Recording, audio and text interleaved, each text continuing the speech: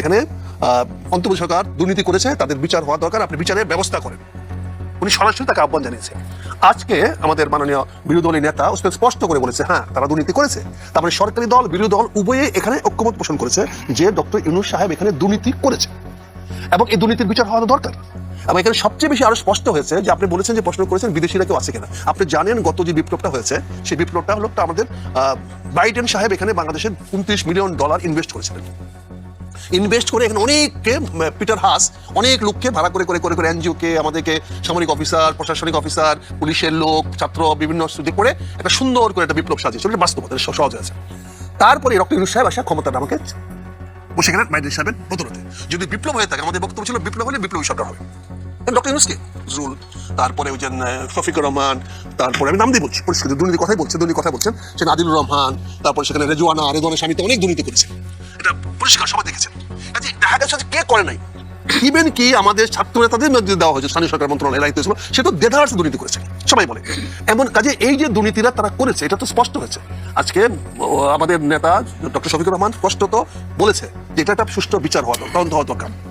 কিন্তু সেই ক্ষেত্রে নির্বাচনের এই 5 মাস পর যে 11 দলকে আসলে ষড়যন্ত্র করে যে হারানো হয়েছে নির্বাচনে, সেটি আসলে কেন বলেছে? বা আসলে আপনি আবার এটি উল্লেখ করেছেন জামায়াতের আমি যে তারা স্বীকার করেছে যে তারা ষড়যন্ত্র করেছে। এই ষড়যন্ত্রের সাথে আসলে ষড়যন্ত্র পরিষ্কার, কারণ আপনি দেখেন কয়দিন আগে বিষয়টা তো আমি পরিষ্কার পরিষ্কার কয়দিন আগে দেখেন আপনাদের মার্কিন যুক্তরাষ্ট্রের রাষ্ট্রদূত আমাদের খলিল সাহেবের সঙ্গে পররাষ্ট্র মন্ত্রী অফিসে দেখা করে বলছে যে আমরা অস্ট্রেলিয়ার সঙ্গে জয়লাভ করেছি, আপনি যদি বাজি ধরতে চান তাহলে আমেরিকার সঙ্গে বাজি ধরতে হবে।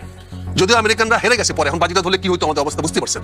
কাজে আমেরিকানরা তো চাচ্ছে এবং বলছে এই সরকারটা তারা এনেছে ক্ষমতায়, এটা হয়তো স্বীকার করবে না সরকার। কাজে এই সরকার তো তারা বিভিন্নভাবে ষড়যন্ত্র করে ক্ষমতায় আনছে।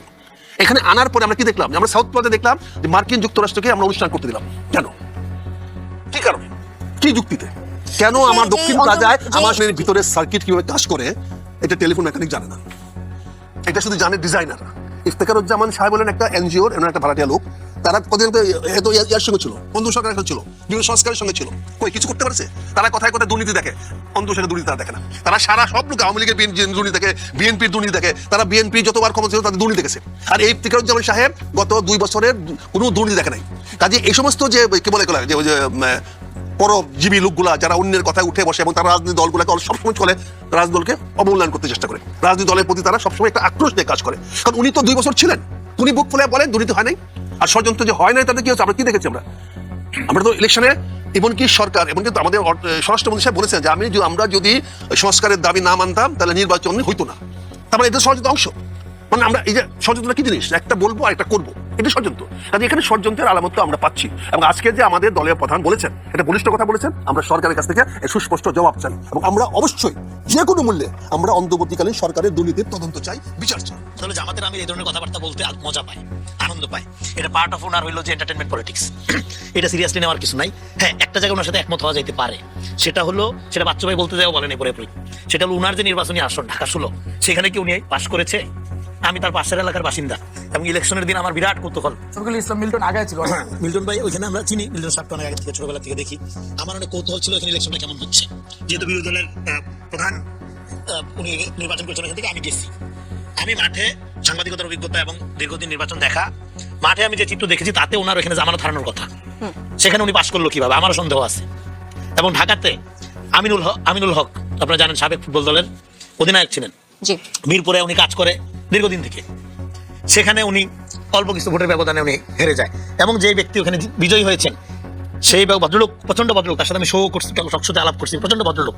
কিন্তু ওনার ফ্যামিলির লোকজন, ওনার ছেলে মেয়েরাও জানে না যে উনি নেতা, ছেলে মেয়েরা চিনে ওনাকে আব্বা হিসাবে, মানে বাবা হিসাবে, সেই লোক পাস করছে আমিনুল হকের সাথে।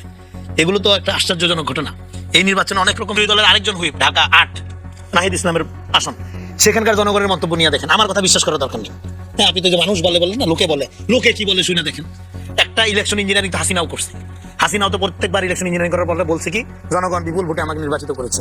তাহলে জনগণ রিয়েলি কি বলে, মাঠের একটা বাস্তবতা আছে। আপনি সেই এলাকাগুলোতে যান, সেই এলাকাগুলো মানুষ কি বলে, এখানে মানুষ ভোট দিয়েছে, কতগুলো জায়গায় ফলাফল মেনুবারিং করা হয়েছে, এই ব্যাপারে আমারও সন্দেহ আছে।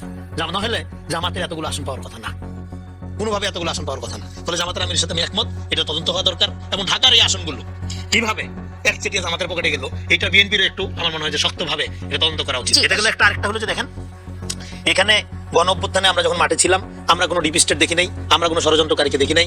জাতিসংঘের প্রতিবেদনে বলা হচ্ছে 1400-র মতো লোক মারা গেছে, কিন্তু বেসরকারি হিসাব মতে 3000 4000 হতে পারে সংখ্যাটা, এবং আহত 25 থেকে 30,000 এটা আমরা দেখতেছি, এটা সবাই আমরা জানি।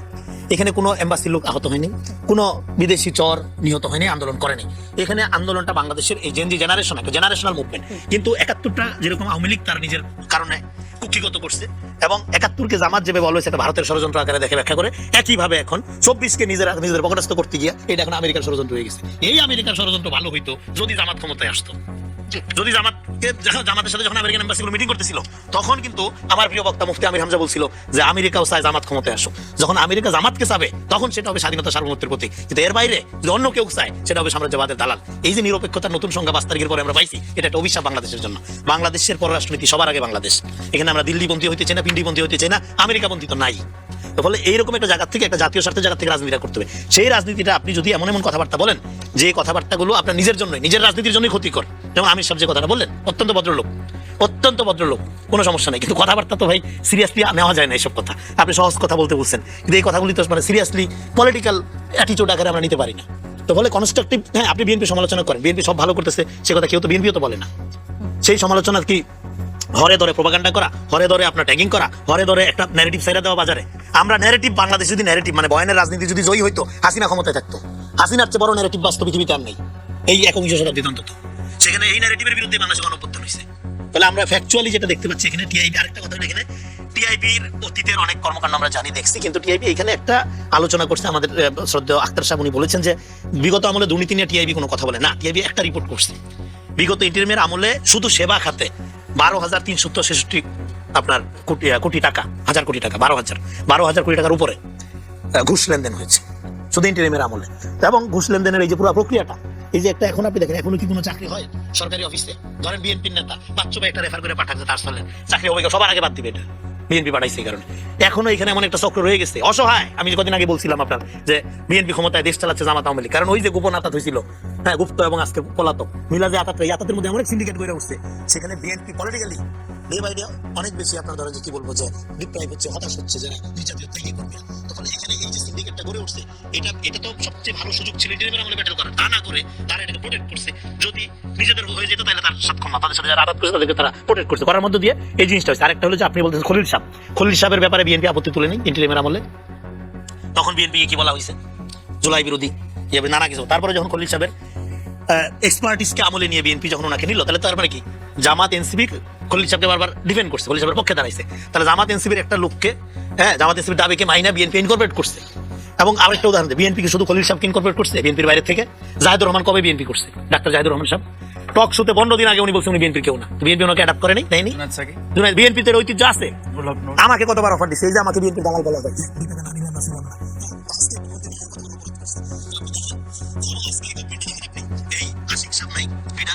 আপনার বাংলা একাডেমিতে মোহাম্মদ আজম নাই, ফারুক আসিফ নাই, পিআইবিতে। তো আপনি বলেন সেই প্রসঙ্গ নিয়ে ইন্টারমিডিয়েট লোক সবচেয়ে বাদ দিয়ে দিয়েছে। রেজাল্ট করিম রনি যেমনটা বলছিলেন, যে প্রশ্ন তুলেছেন বিএনপি আসলে ক্ষমতায় কিন্তু দেশ চালাচ্ছে জামায়াত আওয়ামী লীগ, এই বক্তব্য নিয়ে বীর মুক্তিযোদ্ধা অবসরপ্রাপ্ত মেজর মোহাম্মদ আখতারুজ্জামান আপনার কাছে আসবো। তার আগে একটি বিরতি নিয়ে ফিরছি। কঠিন কথা সহজে অনুষ্ঠানে এই পর্যায়ে একটি বিরতি নিচ্ছি, সঙ্গে থাকুন।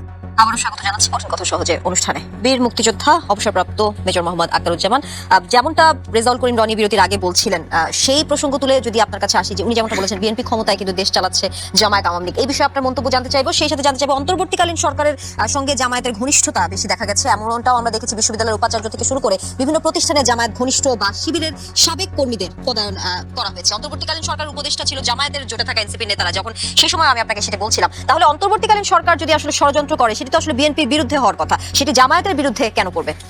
দেখেন, আমার ছোট ভাই অত্যন্ত সুন্দরভাবে বলেছেন যে ঢাকা মহানগরের 3টা আসনে নির্বাচনে ইঞ্জিনিয়ারিং হয়েছে, এবং 3টা ইঞ্জিনিয়ারিং হওয়ার কারণে জনগণ ভোট দিতে পারে নাই, কিন্তু তারা নির্বাচিত হয়েছে।